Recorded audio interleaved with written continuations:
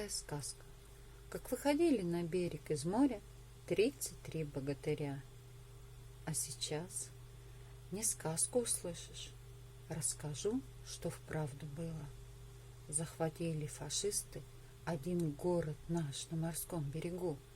Прорвались они в этот город с суши, а с моря к нему не подступиться. Острые камни у берега, разобьет волна корабль. Нет таких смельчаков на свете, чтобы с моря к нам сюда явились, решили фашисты. Ни в одной сказке еще таких богатырей не придумали. В сказке не придумали. А в советской армии есть такие богатыри.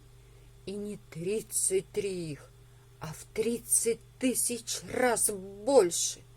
Морская пехота.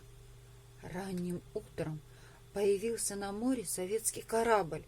Близко к берегу подходить не стал. Но спустили с корабля шлюпки-лодки. Сели на шлюпки наши бойцы и тихо поплыли к берегу.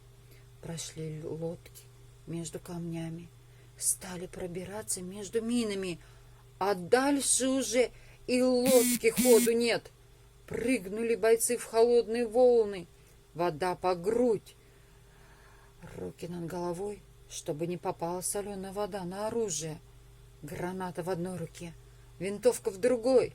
Зашатала наших бойцов морская волна. Загремели фашистские пушки. Но устояли наши богатыри. Сквозь огонь прошли, не дрогнули.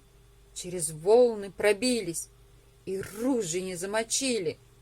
Вылезли на берег, кинулись к городу, а на подмогу им наши самолеты прилетели.